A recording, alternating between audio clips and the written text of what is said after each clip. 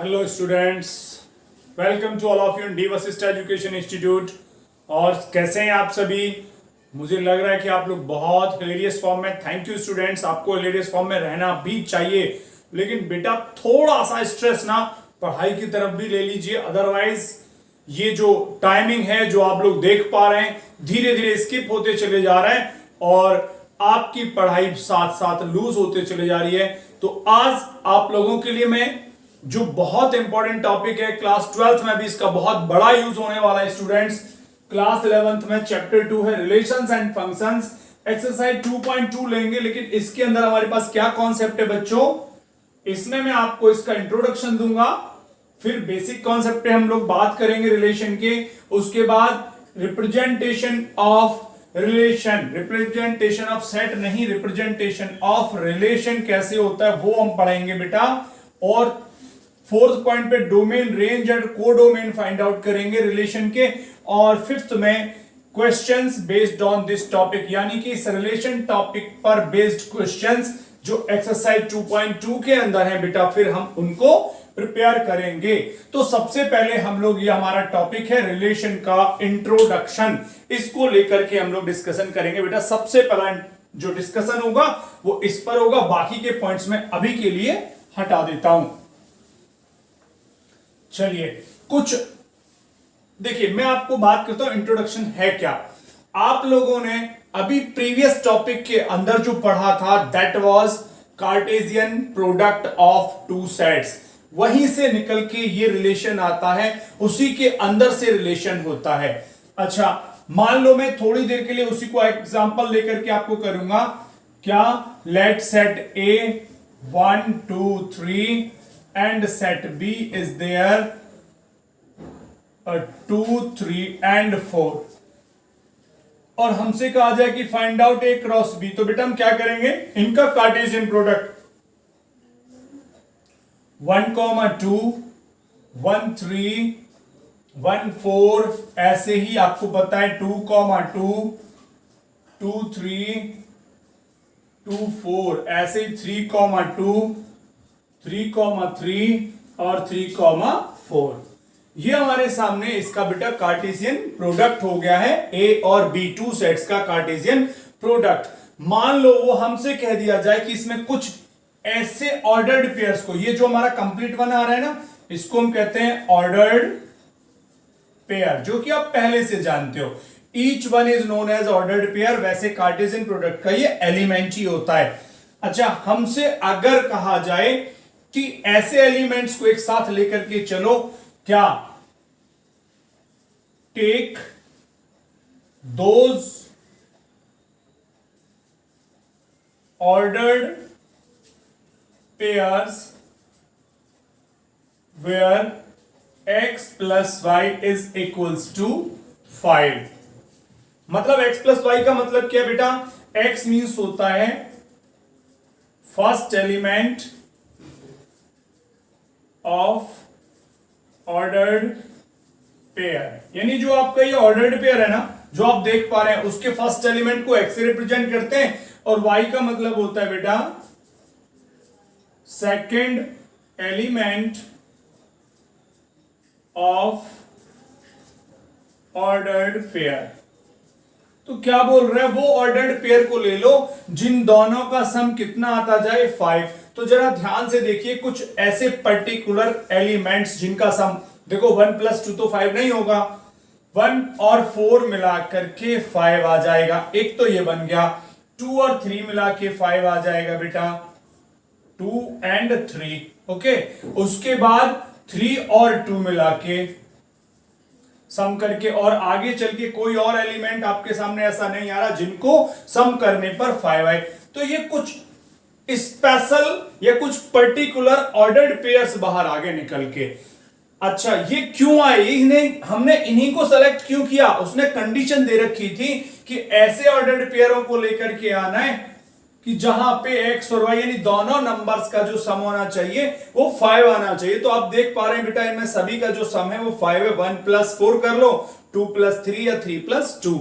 तो किसी ऐसी कंडीशन से बाउंडेड अगर एलिमेंट्स को हम कलेक्ट कर लेते हैं तो उसी बाउंडेशन को या कहिए उसी कंडीशन को या कहिए उसी शर्त को जो उन दोनों के बीच में क्रिएट हो रही है, दोनों एलिमेंट्स के बीच में जो कंडीशन क्रिएट हुई है, उसी कंडीशन को हम नॉर्मली क्या बोलते हैं? रिलेशन बोलते हैं। क्या बोलते हैं बेटा उसको? रिलेशन। रिलेशन का मतलब ऑर्डर्ड पेयर से नहीं है, रिलेशन का मतलब है उस कंडीशन से जिसकी वजह से दोनों सेटों के एलिमेंट्स एक दूसरे के साथ बाइंड अप होते हैं। अच्छा, इसको देख के हमें और क्या समझ में आ रहा है? देखो ये सारे के सारे ऑर्डर्ड पेयर इसके अंदर भी हैं, राइट? अगर मान लो ये मैं रिलेशन ले लेता हूं तो रिलेशन में जितने भी ऑर्डर्ड पेयर आ रहे हैं बच्चों, वो सारे के सारे ए क्रॉस बी के अंदर भी हैं।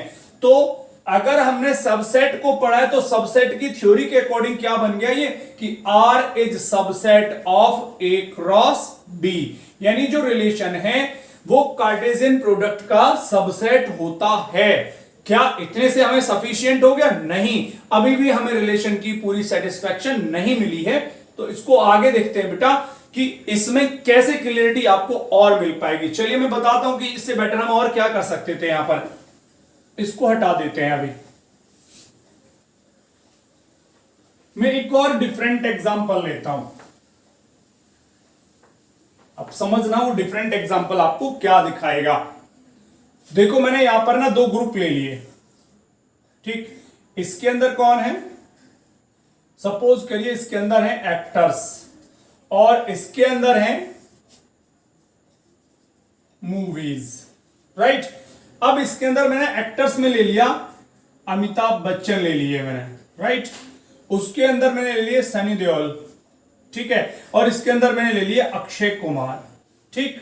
इधर मेरे सामने मुझे जो दिखाई दे रहा है, मान लो मुझे मूवी दिख रही है गदर, एक दिख रही है मुझे बागवान, और एक मैं यहां पर ले लेता हूं क्या?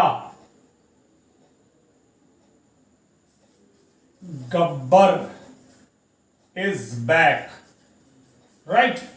तो अब क्या देखेंगे, मैं आपसे कहूंगा भाई कौन एक्टर कहां पे काम कर रहा है, तो आप कहेंगे अमिताभ बच्चन जी ने काम किया है बागवान के अंदर, सनी देओल ने काम किया है गदर के अंदर, और अक्षय कुमार ने काम किया है गब्बर इज बैक के अंदर। तो ये एक्टर्स इन्हीं मूवी से, पर्टिकुलर इन्हीं मूवी से क्यों कनेक्ट हुए? क्योंकि हमें मालूम है कि अमिताभ बच्चन जी ने सिर्फ बागवान में काम किया, इन दोनों में नहीं किया। सनी देओल ने गदर में काम किया, इन दोनों में नहीं किया, और अक्षय कुमार ने गब्बर इज बैक में काम किया, इन दोनों में कोई वर्क ने एक्टिंग नहीं की। तो इसका मतलब हुआ कि कोई कंडीशन थी। क्या कंडीशन थी? इन मूवीज में रोल प्ले करने वाले जो एक्टर्स थे वो ये थे। तो अगर आप यहां पेयरिंग देख रहे हैं तो पेयरिंग कुछ ऐसे फॉर्म हो गई कि अमिताभ बच्चन जी ने वर्क किया बागवान में, एक पेयर बना। दूसरा, सनी देओल ने वर्क किया गदर मूवी में, और अक्षय कुमार ने काम किया गब्बर इज बैक के अंदर। तो ये एक पर्टिकुलर रीजन बन गया। तो बेटा वही रीजन जो फर्स्ट सेट और सेकंड सेट के एलिमेंट्स को एक दूसरे से बाइंड करता है, जैसे आपने देखा ना, तो that reason is called relation. उसी रीजन को हम रिलेशन बोलते हैं, जिस रिलेशन की वजह से या the condition due to the elements of first set and second set are connected to each other is called relation. यानी अगर मैं यहां पर डेफिनेशन की बात करता हूं, डेफिनेशन ले लेता हूं, तो कुछ इस तरह से बन जाएगी जो हम बात कर रहे हैं। क्या? The given condition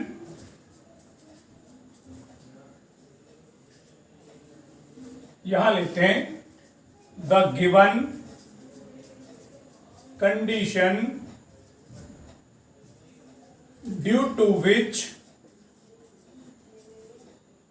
the elements of two sets, या ऐसे कह सकते हो एलिमेंट्स ऑफ सेट ए। मान लो इसको आप ए ले लेते हैं और इसको सेट को बी ले लेते हैं। The elements of set A are connected with elements of set B.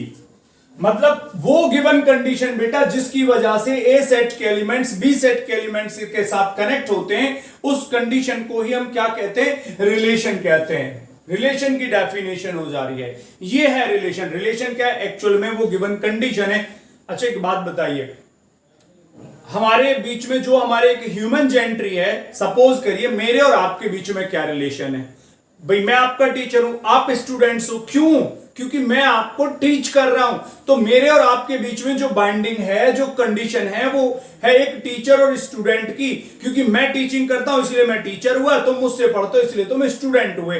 तो वो वही रीजन जिसकी वजह से मैं और आप बाइंड अप है एक दूसरे से, उसी रीजन को हम एक रिलेशन कहते हैं। तो बेटा रिलेशन का फॉर्म यहां पर भी वही सिचुएशन है कि फर्स्ट सेट और सेकंड सेट के एलिमेंट्स को एक दूसरे से बाइंड अप करने के लिए, एक दूसरे से बाइंड अप करने के लिए जो कंडीशन क्रिएट होती है, उस कंडीशन को ही एक्चुअल में हम रिलेशन कहते हैं। अब इनमें क्या कंडीशन हुई, actors and these movies in which they acted, मतलब ये वो मूवीज हैं जिनमें इन एक्टर्स ने एक्टिंग की है। अब किसने किसमें की है, मान लो आप अमिताभ बच्चन को गदर के साथ ऐड कर दो, नहीं कर सकते ना, क्योंकि कंडीशन ये कह रही है कि भाई उस एक्टर को करो जिसने वो मूवी में अपना रोल प्ले किया है। तो अमिताभ बच्चन जी ने भागवान में किया, सनी देओल ने गदर में किया और अक्षय कुमार ने गब्बर इज बैक में किया। मैं अमिताभ बच्चन जी को गब्बर इज बैक से कनेक्ट नहीं कर सकता। तो बेटा यही तो मतलब है, relation is that given condition due to which the elements of A set are connected with elements of second set is called relation. तो ये रिलेशन की सिचुएशन क्रिएट होती है, ये इसका इंट्रोडक्शन आप लोग देख रहे हो स्टूडेंट्स।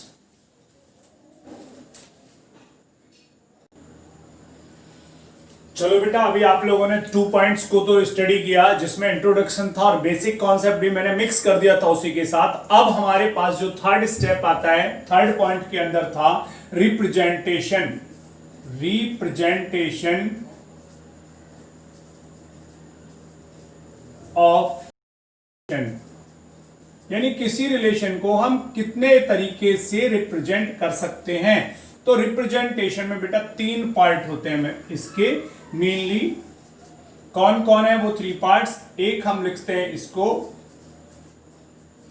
रोस्टर मेथड में, दूसरा लिखते हैं इसको सेट बिल्डर मेथड में, और चौथा रिप्रेजेंट करते हैं हम इसको बेटा, एरो डायाग्राम मेथड में। ये इन 3 मेथडों से हम रिप्रेजेंट करते हैं किसी भी सेट को, ठीक है। अब मैं आपको दिखाता हूं कि रोस्टर मेथड से कैसे करेंगे, सेट बिल्डर में कैसे करेंगे और एरो डायग्राम मेथड में कैसे करेंगे। मैं एक एग्जांपल ले लेता हूं students. R such that A to B, यानी कोई रिलेशन है, सेट ए से सेट बी के एलिमेंट्स में रिलेशन करना है। और उसमें भी मैं आपको बता दूं, सेट ए के अंदर एलिमेंट्स ले लेते हैं, मान लो हम 1 2 3 4, और सेट बी के अंदर एलिमेंट्स ले लेते हैं हम लोग 2 3 4 5 6 7 सपोज, और इवन 8 तक हम लोग ले लेते हैं, या चलो लास्ट में 9 तक हो गया।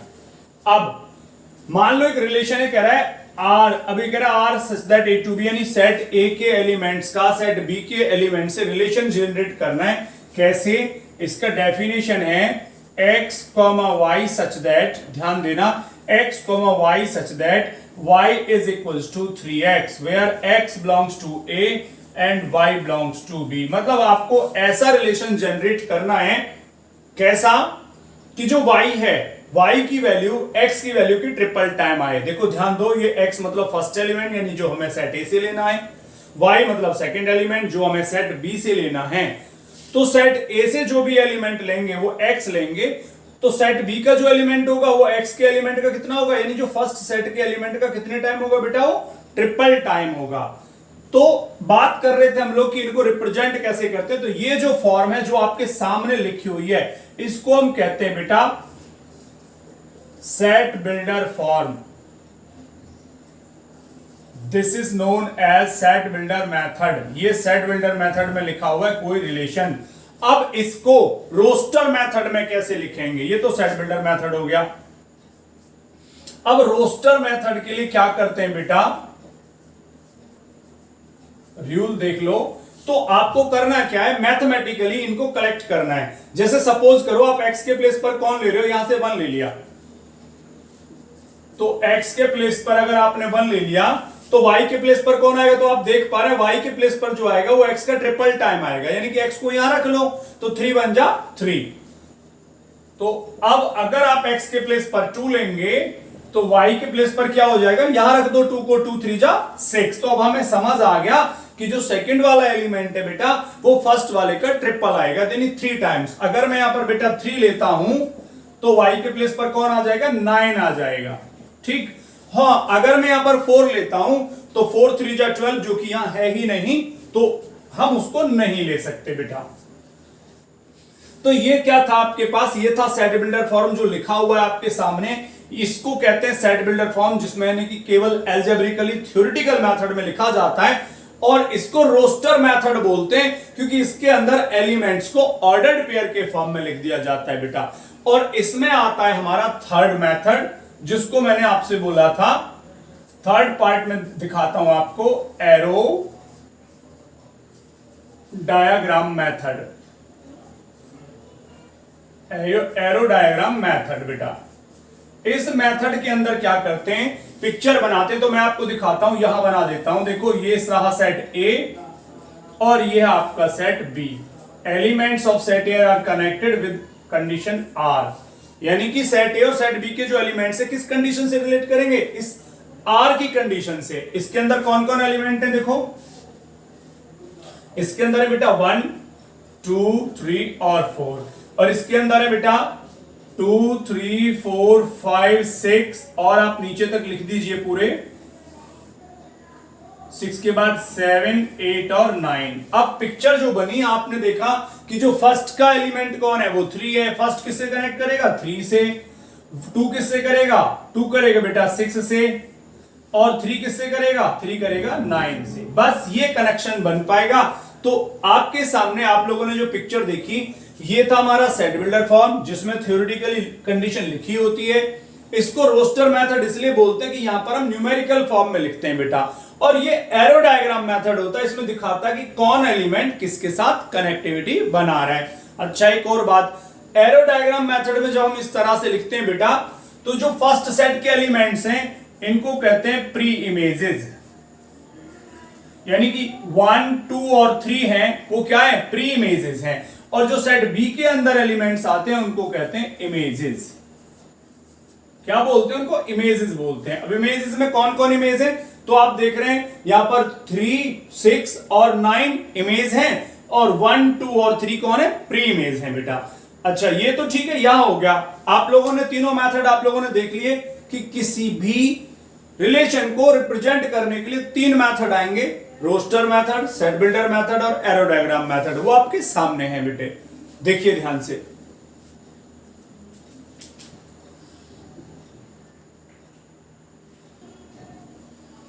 चलो बेटा, अब हमारा यहां पर फोर्थ पॉइंट आता है बेटा आज का, जो 3 हमने देख रहे हैं। फोर्थ पॉइंट में मैंने आप लोगों से कहा था कि हम एक रिलेशन में फाइंड आउट करेंगे कि इसका डोमेन क्या है, रेंज क्या है और कोडोमेन क्या है। ये मोस्ट इंपॉर्टेंट पार्ट है बेटा, फाइंड आउट करने बहुत जरूरी है। तो मैं इसको ना एक एग्जांपल लेकर के रिप्रेजेंट करूंगा, सबसे अच्छा रहेगा।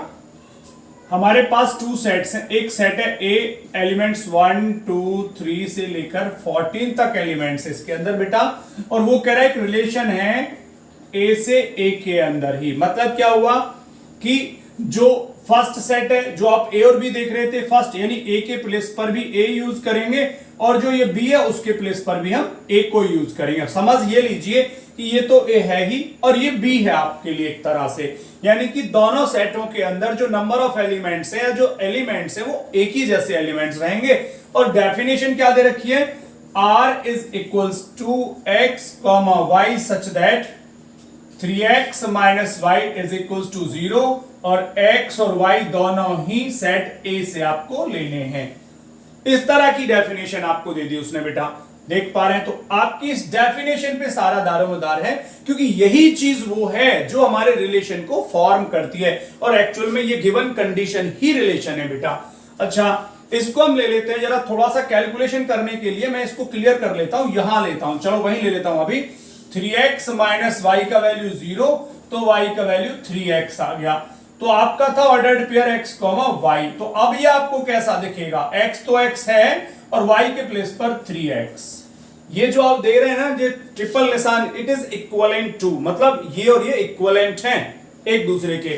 तो जहां आप x ले रहे हैं तो यहां पर आप ट्रिपल x लेंगे, तो आपने इसको रोस्टर फॉर्म में ले आओ बेटा पहले तो रोस्टर फॉर्म में रिलेशन क्या हो जाएगा? आपने सबसे पहले मान लो एलिमेंट x के प्लेस पर रखा 1, तो y पर कौन रखेंगे? 3, 2 रखा तो 6, 3 के बेटा 9 और 4 के लिए रखेंगे 12। कैसे पता लगते चले जा रहा है? बहुत सिंपल सी बात है, एलिमेंट्स यहां से कलेक्ट करो ना। पहले 1 लिया x के लिए, तो y के लिए कितना हो गया? 3, x के लिए 2 लिया तो 2 3 जा 6, फिर 3 3 जा 9, और अगर 4 लिया तो 4 3 जा 12। 5 नहीं ले सकते, क्योंकि अगर आपने x के प्लेस पर 5 लिया तो यहां पे 5 3 जा 15 आएगा, जो कि सेट ए के अंदर सिर्फ 14 तक है, 15 नहीं है। तो आपका ये रोस्टर फॉर्म यही फिनिश हो जाता है। तो मैं आपको बताने वाला था कि डोमेन क्या है। तो डोमेन का अगर मैं डेफिनेशन लिखूं बेटा, तो आप यहां समझिएगा, domain set of all elements used in place of x। यानी जो ऑर्डर्ड पेयर हम लोग लेते हैं, ऑर्डर्ड पेयर जो हमने x और y लिया, तो x के प्लेस पर जितने भी एलिमेंट्स आते हैं वो कहां क्या होते हैं? उन सेट को हम क्या बोलते हैं बेटा? डोमेन बोलते हैं। और दूसरा मैं बता दूं सीधे सीधे, y के प्लेस पर जो एलिमेंट्स आते हैं उस सेट को हम रेंज बोलते हैं। तो मैंने लिखा set of all elements used in place of x। अच्छा, तो अगर मुझे इस एग्जांपल में से लेना पड़े तो डोमेन क्या हो गया बेटा हमारे लिए? तो वहां से x के प्लेस पर कौन कौन एलिमेंट्स है? 1 2 3 एंड 4। तो 1 2 3 4, ये क्या है बेटा? ये हमारा डोमेन हो गया। बात आती है इसके रेंज की। तो वैसे तो आप समझ चुके हैं रेंज क्या है, पर फिर भी मैं लिख देता हूं, set of all elements used in place of y। यानी जो y के प्लेस पर एलिमेंट्स यूज हो रहे हैं उनके सेट को हम क्या बोलते हैं? रेंज बोलते हैं। अगर मैं यहीं आगे इसको लिख दूं कि जो रेंज है वो क्या हो गई, तो रेंज चेक करो बेटा, इसके अंदर जब y के प्लेस पर कौन कौन, यानी कि कहीं सेकंड एलिमेंट्स जो होते हैं 3 6 9 और 12, 3 6 9 एंड 12। ठीक है बेटा, अब डोमेन पता चल गया, रेंज पता चल गया, बात आती है कोडोमेन की। तो कोडोमेन का मतलब है, देखिए ये वर्ड देख रहे हैं आप डोमेन, और ये देख रहे हैं कोडोमेन। तो बहुत सिंपल सी बात आती है कि डोमेन का मतलब फर्स्ट एलिमेंट से एलिमेंट्स लेने, यानी जो फर्स्ट सेट है वो डोमेन, उसके एलिमेंट्स का जो x के प्लेस पर यूज होंगे वो वाला सेट बनेगा डोमेन। लेकिन जो सेकंड सेट होता है बेटा पूरा पूरा, वो क्या बनता है? कोडोमेन होता है पूरा का पूरा। यानी मैं लिख सकता हूं कि सेट B इज कोडोमेन। कब सेट B कोडोमेन होगा? If f such that A to B, अगर एक relation R, not F but R, एक रिलेशन R ऐसा है जो सेट A से सेट B के लिए है, तो जो ये B होगा बेटा पूरा का पूरा, ये क्या होगा? ये कोडोमेन होता है। यानी सेकंड वाला जो सेट रहता है दैट इज कोडोमेन, राइट। और जो रेंज है वो पूरा का पूरा भी हो सकता है या उसके कुछ सेलेक्टेड एलिमेंट्स भी हो सकते हैं। लेकिन अगर आप इस केस की बात करेंगे तो A और B दोनों ही यही है, यानी A के प्लेस पर भी आप इसे देखोगे और B के प्लेस पर भी। तो रेंज के अंदर कौन कौन आ रहा है? 3 6 9 एंड 12, यानी सिर्फ सेलेक्टेड एलिमेंट्स इसके अंदर आ रहे हैं, सारा तो नहीं यूज हुआ ना। तो ये क्या है? यानी जो आप रेंज देख रहे हैं ये इसका सबसेट है। तो एक आप ये भी लिख सकते हैं फाइनली कि रेंज, यहां नहीं लिखता, चलो यहां लिखता हूं मैं, यहां समझने के लिए है कि range is subset of codomain. और कोडोमेन क्या है वो आपको समझ में आ गया, किसी भी रिलेशन में जो सेकंड प्लेस का सेट होता है वो पूरा का पूरा कोडोमेन होता है बेटा। और फर्स्ट वाला पूरा कोडोमेन हो भी सकता है और नहीं भी। कोडोमेन की डेफिनेशन ये है, सॉरी डोमेन की डेफिनेशन ये, set of all elements used in place of x, यानी कि इसके अंदर से सेट 1 के अंदर से जितने भी एलिमेंट्स एक्स के प्लेस पर यूज होंगे उनके सेट को हम डोमेन बोलेंगे, जैसे मैंने आपको दिखाया इसमें से। और रेंज किसे बोलेंगे वो आपका क्लियर हो गया। हाँ, लेकिन कोडोमेन के लिए कंडीशन कुछ नहीं है, किसी भी रिलेशन का जो सेकंड सेट होता है वो पूरा का पूरा कोडोमेन होता है बेटा। ये आपके लिए पूरा इंट्रोडक्शन हो गया बेटा 2.2 के पहले, और वीडियो बहुत लंबी ना हो जाए इसलिए आज हम इसको यहीं स्टॉप करेंगे। अगर आपको वाकई मेरी बातें समझ में आती है स्टूडेंट्स, तो आप इसको सब्सक्राइब करें, अपने दोस्तों को शेयर करें और ज्यादा से ज्यादा लाइक करें बेटा। थैंक यू वेरी मच बच्चों।